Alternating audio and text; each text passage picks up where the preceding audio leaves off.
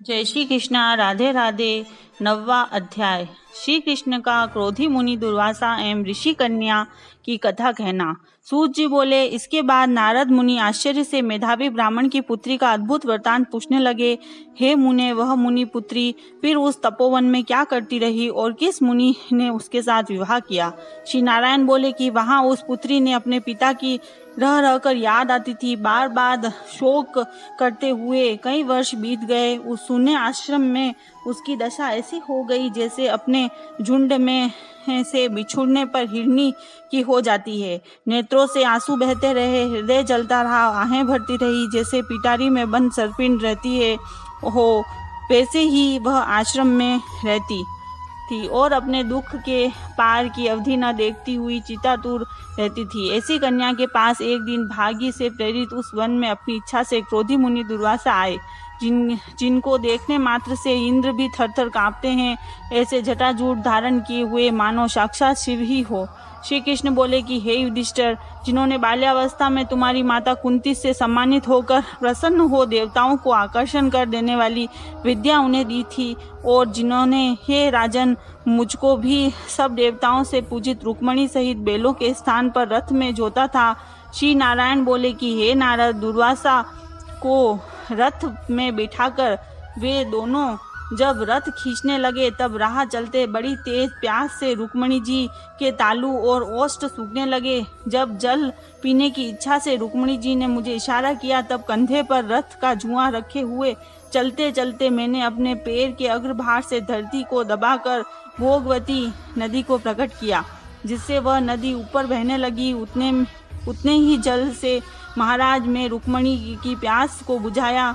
यह देखकर मुनि दुर्वासा को महाक्रोध उत्पन्न हुआ और प्रलय काल में अग्नि के समान उठकर कुपित ऋषि ने मुझे शाप दिया कि ओहो कृष्ण, तुम्हें रुक्मणी अत्यंत प्रिय है। तुमने उसके प्रेम के कारण अपना महत्व दिखाते हुए मेरा निरादर कर उसे पानी पिलाया है, इसलिए तुम दोनों में परस्पर वियोग होगा। हे युधिष्ठिर, ऐसा उन्होंने शाप दिया। वहीं दुर्वासा ऋषि साक्षात रुद्र अंश के रूप उत्पन्न मानो प्रलय काल के रुद्र के समान हो। वे अत्रि ऋषि के उग्र तप रूपी कल्प वृक्ष के अतिश्रेष्ठ फल और सती शिरोमणि अनुसुईया के गर्भ से उत्पन्न अति मेधावी दुर्वासा नाम के मुनि मानो साक्षात तपस्या ही ने मूर्तिमान हो अवतार लिया। अनेक तीर्थों के जल से भीगी जटाओं से भूषित ऐसे मुनि को आते हुए देखकर कुमारी ने शोक सागर से निकलकर खड़ी हो धैर्यता पूर्वक मुनि के चरणों में प्रणाम किया। जैसे जानकी जी वाल्मीकि मुनि को अपने आश्रम में लाई थी, वैसे ही दुर्वासा मुनि ही को अपने आश्रम में ले आई। अर्धय पान वन के फलों का और नाना प्रकार के पुष्पों से स्वागत करके अनुमति ले आदर से उनकी पूजा की। फिर हे राजन, वह विनय पूर्वक बोली, हे महाभाग, हे अत्रि वंश के सूर्य, आपको नमस्कार है। मुझ दुर्भागिन के आश्रम में कैसे पधारे? आपके आगमन से मेरा भाग्य उदय हुआ है, अथवा मेरे पिता के पुण्य प्रभाव से प्रेरित होकर मुझे समझाने आए हो। आप जैसे महात्माओं के दर्शन करने से, तीर्थ रूपी चरणों की रज स्पर्श करने से मेरा जन्म और व्रत दोनों सफल हो गए हैं।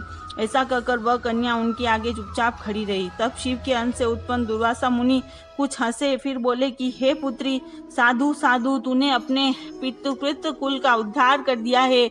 यह मेधा ऋषि के श्रेष्ठ तप का ही फल है जो तुम जैसी कन्या का जन्म हुआ है। मैं कैलाश से तेरी धर्म परायणता जानकर ही तेरे आश्रम आया हूँ और तुम्हारे द्वारा सम्मानित हुआ हूँ। हे वरारोहे, मैं अब नारायण देव सनातन मुनि का दर्शन करने शीघ्र ही बद्रिकाश्रम जा रहा हूँ, जहाँ वे लोग कल्याणार्थ उग्र तप कर रहे हैं। कन्या बोली, हे ऋषि, आपके दर्शन से ही मेरा शोक रूपी समुद्र सूख गया है।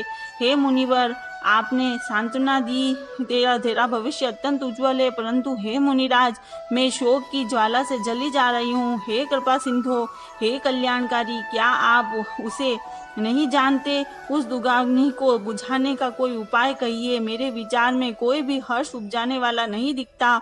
मेरे माता पिता भाई आदि कोई नहीं है जो मुझ दुख रूपी समुद्र से बचा सके। मैं कैसे जीऊं? जिधर देखती हूँ उधर मुझे सुना ही सुना दिखता है। हे तपोनिधे, शीघ्र ही मेरे दुख का निवारण का कोई उपाय कीजिए। कोई भी मुझसे विवाह करने के लिए तैयार नहीं है।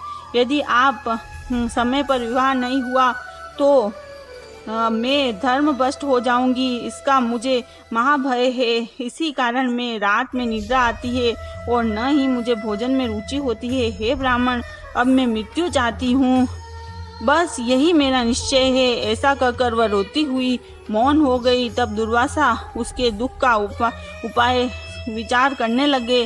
श्री नारायण बोले, इस प्रकार मुनि कन्या के वचन सुनकर उनका अभिप्राय समझकर दुर्वासा मुनि उसके कल्याण का विचार कर अत्यंत कृपा की दृष्टि से उसकी ओर देखकर हितकारी वचन बोले। अध्याय समाप्त। जय श्री कृष्णा। राधे राधे। आराधना मन की शक्ति।